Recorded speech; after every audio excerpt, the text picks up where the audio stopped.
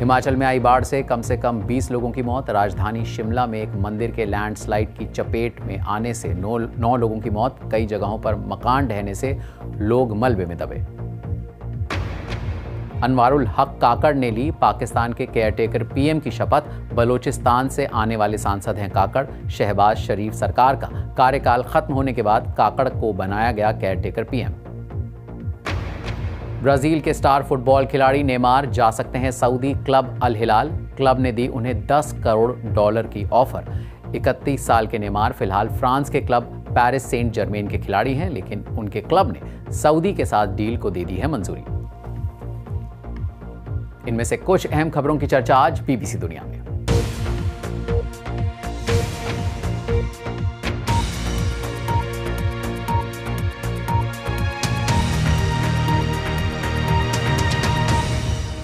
दस साल पहले आज ही के दिन मिस्र के तत्कालीन अपदस्थ राष्ट्रपति मोहम्मद मोर्सी के समर्थन में धरने पर बैठे हजारों लोगों को तितर बितर करने के लिए सेना ने कार्रवाई की। कवर स्टोरी में आज बात उसी दमन की और उससे होने वाले बदलावों की।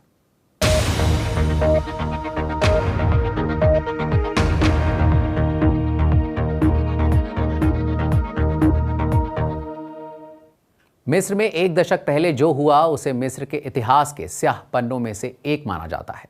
तब लगभग 800 आम लोग सुरक्षा बलों की कार्रवाई में मारे गए थे। ये मोहम्मद मोर्सी के समर्थक थे, जिन्हें सेना ने राष्ट्रपति के पद से हटा दिया था। और उससे एक साल पहले ही यानी साल 2012 में मोहम्मद मोर्सी मुस्लिम ब्रदरहुड समूह के एक प्रमुख नेता थे, जो बाकायदा चुनाव जीतकर सत्ता पर काबिज हुए थे। अरब जगत में हुई क्रांति के बाद लोकतांत्रिक तरीके से चुने गए मोर्सी मिस्र के पहले असैन्य राष्ट्रपति बने थे। ये उनके समर्थकों के लिए एक असाधारण जीत थी। लेकिन मोर्सी के सत्ता में आने के एक साल के अंदर ही उनका विरोध शुरू हो गया। प्रदर्शनकारी मोर्सी के इस्तीफे की मांग कर रहे थे। उनका कहना था कि राष्ट्रपति मोर्सी मिस्र की आर्थिक समस्याओं से निपटने में नाकाम रहे हैं। एक महीने में ही तत्कालीन रक्षा मंत्री अब्दुल फतह अल सीसी के नेतृत्व में सेना ने राष्ट्रपति मोर्सी को सत्ता से हटा दिया और इसके साथ ही लोकतांत्रिक सरकार खत्म हो गई। इसके जवाब में मोर्सी के समर्थक सैन्य सत्ता को चुनौती देते हुए धरने पर बैठ गए। राजधानी काहिरा में रबा स्क्वायर पर उनकी संख्या सबसे अधिक थी।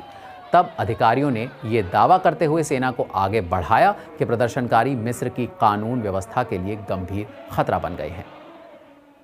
सुरक्षा बलों के दमन से पहले यह विरोध प्रदर्शन 50 दिन तक जारी रहा। बीबीसी संवाददाता सैली नवीन ने काहिरा जाकर इस बात का जायजा लिया कि सुरक्षा बलों की हिंसक कार्रवाई के बाद मिस्र में लोगों की जिंदगी किस तरह बदली।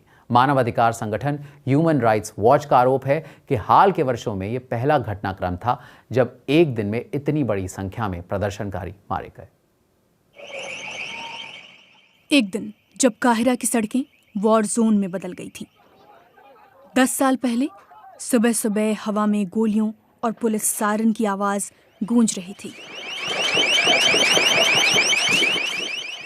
सेना ने राष्ट्रपति मोहम्मद मोर्सी का तख्ता पलट किया था और मोर्सी के समर्थक रबा अल अदाविया चौक पर हफ्तों से डेरा डाले हुए थे। कुछ ही घंटों में सैकड़ों प्रदर्शनकारी मारे गए और चौक मलबे में तब्दील हो गया। अम्र की उम्र 20 साल थी जब उन्होंने प्रदर्शनों में हिस्सा लिया था। उस समय की यादें उन्हें आज भी डराती हैं। उन्होंने कभी सोचा नहीं था कि इतनी बर्बरता से दमन किया जाएगा। हर तरफ लाशें थीं, कई बच्चे मारे गए थे। बुलडोजर्स ने लोगों को कुचल दिया।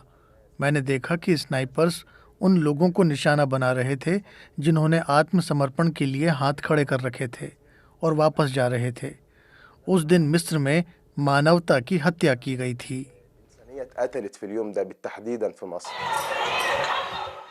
5 साल सलाखों के पीछे बिता चुके अम्र अब ब्रिटेन में रहते हैं।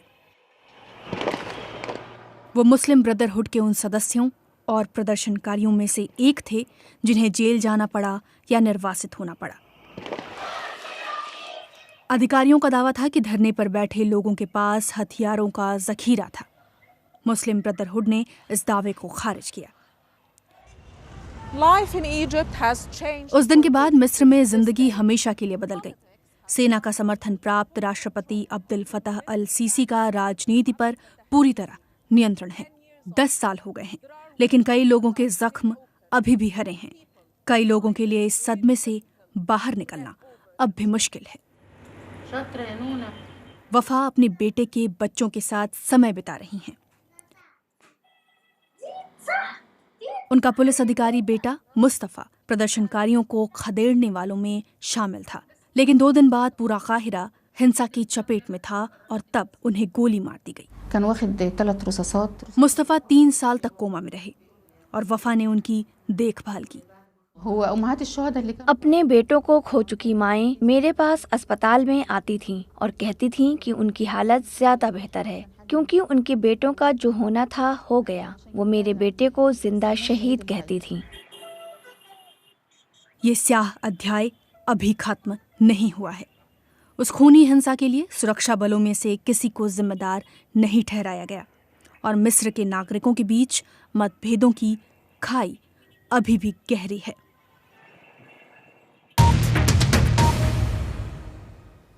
बात अमेरिका के हवाई की, जहां के जंगलों में लगी आग की वजह से मरने वालों का आंकड़ा 93 में पहुंच चुका है। कहा जा रहा है कि यह पिछले 100 सालों की सबसे बड़ी आपदा है। आग के वक्त प्रशासन के कामकाज की जांच हो रही है। देखिए बीबीसी संवाददाता जॉन सडवर्थ की ये रिपोर्ट। आमतौर पर ऐसी नावों से पर्यटकों को व्हेल दिखाने ले जाया जाता है, लेकिन फिलहाल इस नाव पर बेहद ज़रूरी चीज़ों को लूट किया जा रहा है। आपदा वाले इलाकों में ये नाव हर दिन कई बार चक्कर लगा रही हैं। लोगों में नाराज़गी बढ़ रही है।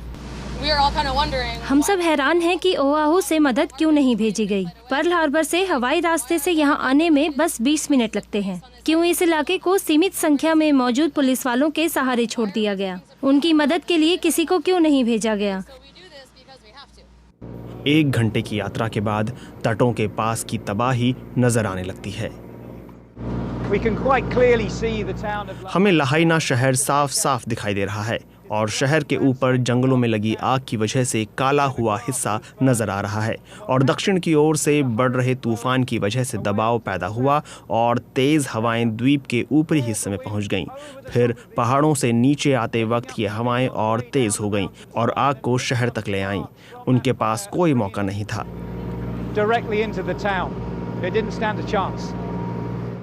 शहर के अंदर ज्यादा कुछ बचा नहीं है, बस बचे हैं तबाह हुई जिंदगियों और रोजी रोटी के निशान। वे बता रहे हैं कि यहाँ मानवीय मदद की कितनी ज़रूरत है।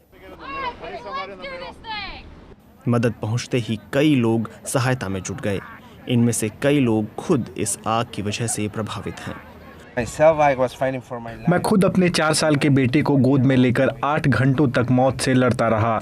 एक समय आया जब मैं मौत के बारे में सोचने लगा था, लेकिन अपने बच्चे की वजह से मैंने हार नहीं मानी। इस वीडियो में दिखाई दे रहा है कि उस रात सर्गियो जैसे लोगों के साथ क्या हुआ था जब उन्हें पानी में शरण लेनी पड़ी थी। तो फिर वही सवाल खड़ा होता है।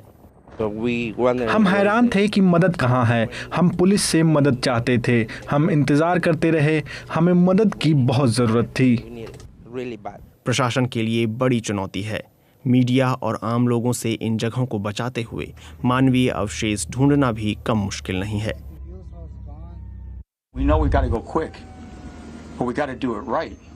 हमें पता है कि हमें सब जल्दी जल्दी करना होगा, लेकिन ये अच्छे से करना भी अहम है। इसलिए जब अवशेष मिलते हैं, उनके कुछ हिस्से गिर जाते हैं। जब 200 लोग ऐसी जगहों पर पहुंचते हैं तो आप उन अवशेषों पर चल रहे होते हैं। हमें इन्हें जमा करने के लिए प्लीज थोड़ा समय दीजिए। 5 दिन गुजरने के बाद हवाई में किस तरह की तबाही हुई है अब साफ साफ दिखने लगा है। ऑस्ट्रेलिया और जापान के बीच 2022 में हुआ एक ऐतिहासिक रक्षा समझौता अब लागू हो गया है।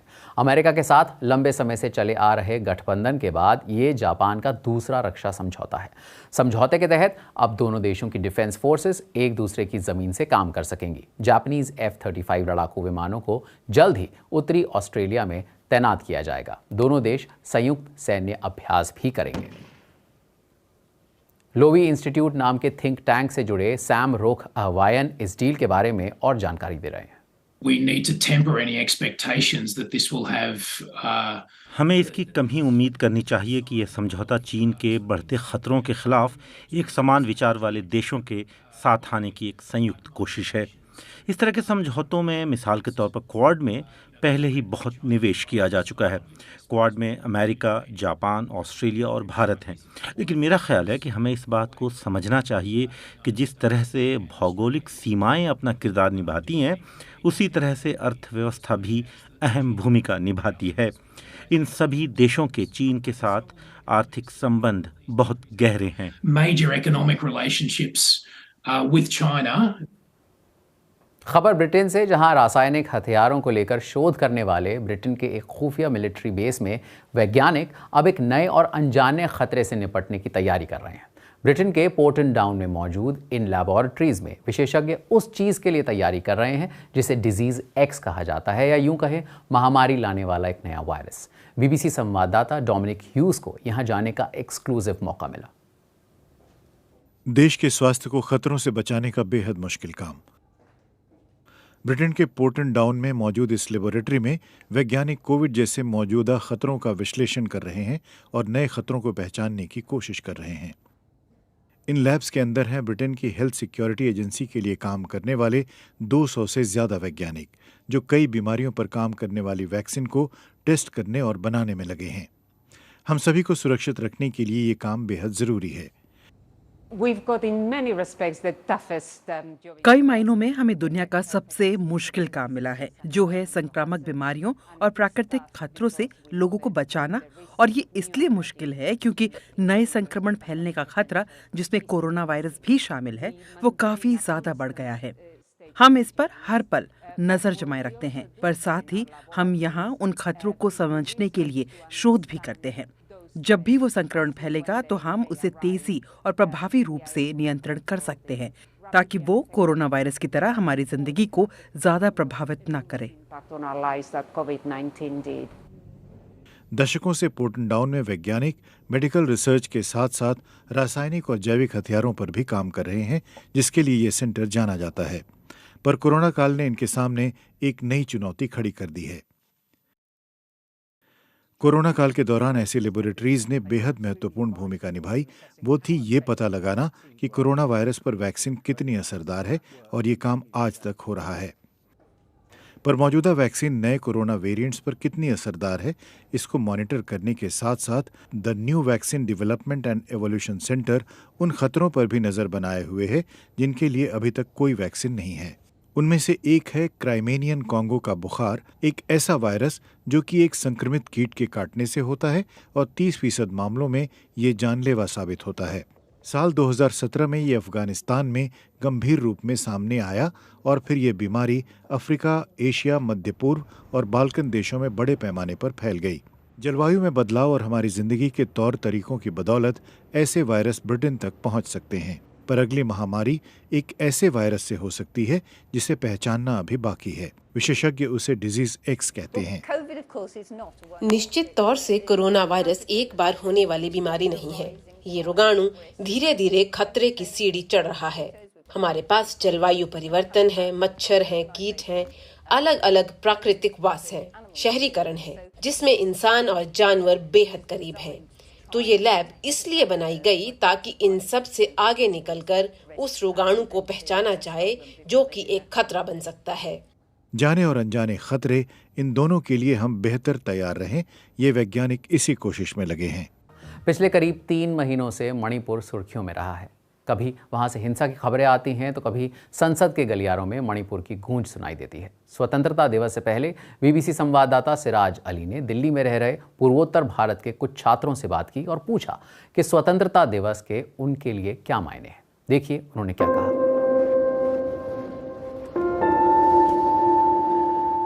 पिछले सालों का स्वतंत्रता दिवस और इस साल का स्वतंत्रता दिवस बहुत ही अलग होने वाला है, क्योंकि अब हमारे लोगों को लगता है कि इसी देश ने हमें त्याग कर दिया है। जहाँ लोग जैसे दिल्ली और कैपिटल सिटीज़ में जैसे सेलिब्रेट करते हैं, बहुत डिफरेंस है कि लोग वैसा नॉर्थ ईस्ट में भी सेलिब्रेट करें, क्योंकि यहाँ के लोगों के अंदर डर नहीं है उस दिन बाहर निकलने का, unlike we people. Independence day जो दिल्ली में या फिर दूसरे स्टेट्स में जैसे मनाया जाता है, मेरा वो ख्वाब है कि हमारे north eastern states Assam, Meghalaya, Mizoram, ये सब में भी वैसा ही मनाया जाते हैं and they should celebrate it like any other state.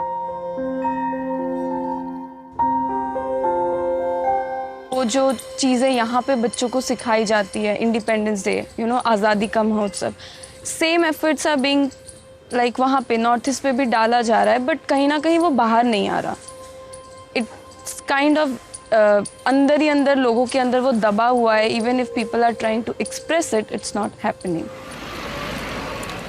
Manipur के लोगों के लिए असली स्वतंत्रता तभी होगी जब वहाँ न्याय होगा, जब वहाँ शांति आएगी और जब हमें अपने घरों से भगाया नहीं जाएगा। फॉर मी एक आइडियल इंडिपेंडेंस ऐसा होना चाहिए कि specially if you talk about kids, जो सबसे ज़्यादा एंथुजियास्ट होते हैं, जिनको इवेंट्स और सेलिब्रेशंस में पार्ट लेना सबसे ज़्यादा पसंद है, आई वॉन्ट देम कि they should be free, their parents should not worry about sending them outsides.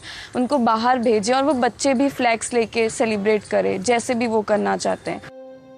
North eastern महिला को as a objectification, as a symbol of objectification वैसा ना देखा जाए, वो मेरा ख्वाब है।